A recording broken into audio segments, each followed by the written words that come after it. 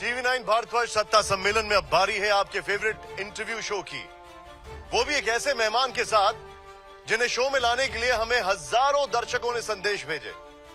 हमने सोचा क्यों ना उन्हें उस मंच पर बुलाएं जहां कहीं एक बात 100 बात के बराबर होगी। तो चलिए मंच पर बुलाते हैं इस शो के आप मेरे साथ इस वक्त हमारे साथ मौजूद हैं। मैं आपको लेकर आ रहा हूं यहां पर हमारे खास मेहमान को, जो कि मेरे 5 सहयोगी एंकर्स पद्मजा, सुमेरा, सुरभि, निधि, प्रीति, वो उनके साथ यहां पर मौजूद हैं। मुझे यकीन है कि जब मैं उस मेहमान के बारे में आपको बताऊंगा तो इस हॉल में तालियों का जो शोर है वो थमेगा नहीं। लेकिन उसके लिए मैं एक छोटी सी कहानी सुनाता हूं आपको, जरा ध्यान से सुनिएगा। ये 7-8 बरस का एक छोटा सा बच्चा भूखा प्यासा अपनी मां के पास जाता है। मां भी खाली हाथ है, खिलाने को कुछ नहीं है। वो बच्चे को अपने दादा के पास भेजती है। दादा सिद्ध पुरुष हैं, बजरंग बली के उपासक हैं, गांव में ही एक कुटिया में रहते हैं। रात के अंधेरे में बारिश में भीगते हुए वो बच्चा दादा के पास पहुंच जाता है, इस उम्मीद में कि दादा का आशीर्वाद मिलेगा तो शायद घर के हालात जो हैं वो सुधर जाएंगे, बदल जाएंगे। दादा सिर पर हाथ रखते हैं। वो अबोध मायूस बच्चा सब कुछ देखता है लेकिन कुछ समझ नहीं पाता है। और फिर उस रात कुछ ऐसा होता है जिसे करोड़ों लोग आज चमत्कार मानते हैं। वो बच्चा अब 28 साल का हो चुका है। पूरी दुनिया में उसके चर्चे हैं। दरबार में आने वाले हर शख्स के नाम के पर्चे हैं। अंदाज निराला है, भाषा थोड़ी सख्त है। महाबली हनुमान के पक्के भक्त हैं। दरबार में अद्भुत ज्ञान देते हैं। कोई उल्टा सीधा बोले तो ठठरी बांध देते हैं।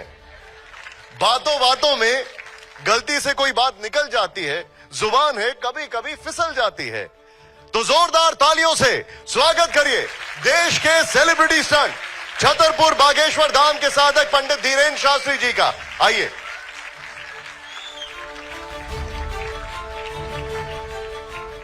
तालियां रुकनी नहीं चाहिए, जोरदार तालियों से स्वागत करिए आप। आइए।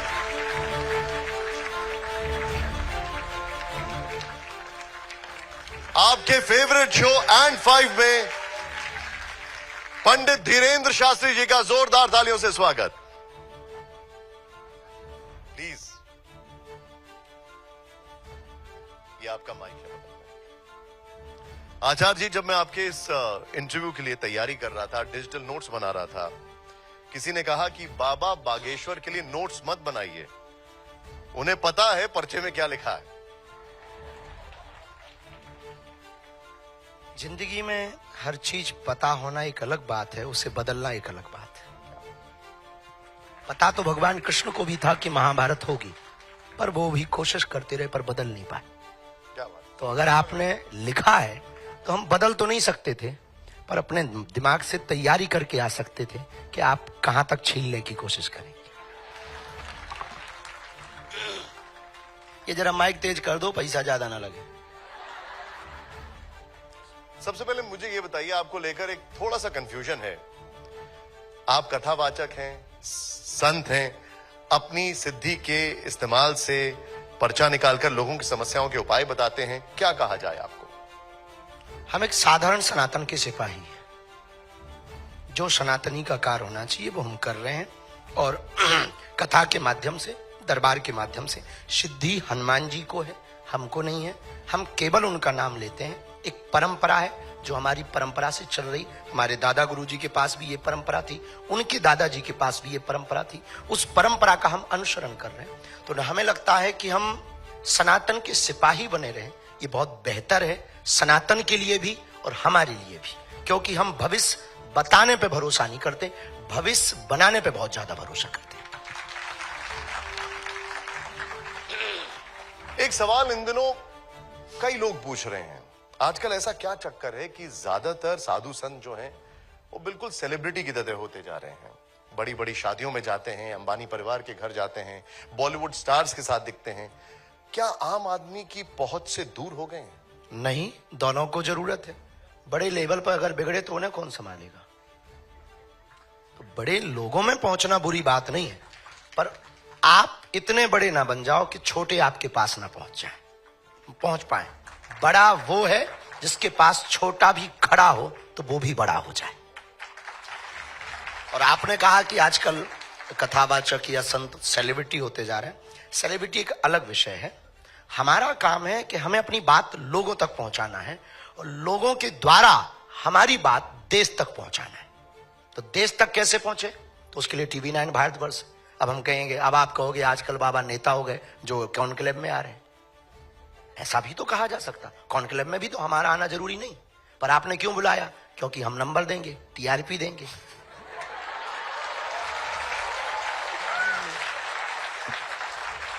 आप गुरुजी समझ गए अब टीवी को, अच्छे से समझ गए। मैं ये जानना चाहता हूं आपसे कि आप समाज को कैसे देखते हैं, क्योंकि सब कुछ वैसा हो रहा है जैसा होना चाहिए था, या कुछ लोग थोड़ा चिंतित हैं कि समाज में जो है लोगों के बीच में कटुता बहुत बढ़ गई है। समाज जैसा, भारत जैसा होना चाहिए वैसा नहीं है। भारत की जो सुंदरता है वैसी नहीं। भारत की सुंदरता वसुधैव कुटुंबकम से, भारत की सुंदरता अहिंसा परमो धर्मा से, भारत की सुंदरता सबको स्वीकारोक्ति से।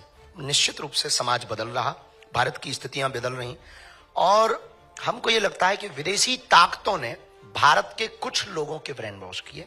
वो किसी भी धर्म के हो सकते हैं, किसी भी मजहब के हो सकते हैं, जिससे वर्तमान में भारत में गंगा से ज्यादा दंगा हो रहा है और इस देश में दुर्भाग्य। तो आपने कहा कि समाज को हम कैसे देखते हैं? घटते संस्कार, बढ़ते अत्याचार, लाचार स्थिति, युवा बेरोजगार, ऐसे समाज को देखते हैं। कौन जिम्मेदार है इसके लिए? आप और हम। तो जितने हम जिम्मेवार हैं उतने ही आप जिम्मेवार हैं, उतनी इस देश का जिम्मेवार है। आप कहो कि हम किसी सरकार पे उंगली उठाएं तो हमारा बहुत ज्यादा इस बात पर बहुत ज्यादा हमारा मत नहीं रहता है, क्योंकि इस देश में रहने वाला प्रत्येक व्यक्ति ही सरकार है, तब सरकार होती है। और हमारा भरोसा और हमारा सोचना थोड़ा अलग है कि आप जब तक स्वयं सरकार नहीं बनेंगे तब तक आप देश को बदलने की तस्वीर की, आप संकल्प की स्थिति को देख नहीं पाएंगे। आपको खुद सरकार बनना पड़ेगा, क्योंकि आप पढ़े लिखे, आप अपने अधिकारों को जानिए। इस देश का व्यक्ति अपने अधिकारों को जान नहीं रहा, सोया हुआ है, इसलिए देश की बदहाली है। ये तो आपने हमारे लिए बता दिया। आप कैसे जिम्मेदार हैं जो भी आपने कहा? हम इसलिए जिम्मेदार हैं कि हमारे देखते हुए ऐसा हो रहा है कि आप जग नहीं पा रहे। विदेशी ताकतें तो पहले भी थी, आज भी हैं।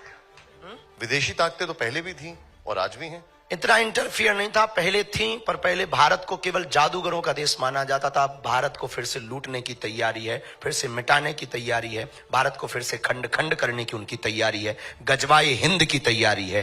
तो हमें लगता है कि अब विदेशी ताकतें ज्यादा सक्रिय हैं पहले की अपेक्षा। आप सुन रहे हैं, जरा नॉन स्टॉप हौसला अफजाई करते रहिए, क्योंकि आज ये शो जो है एक अलग लेवल पर जा रहा है। बाबा बागेश्वर जी आज एकदम मूड में हैं।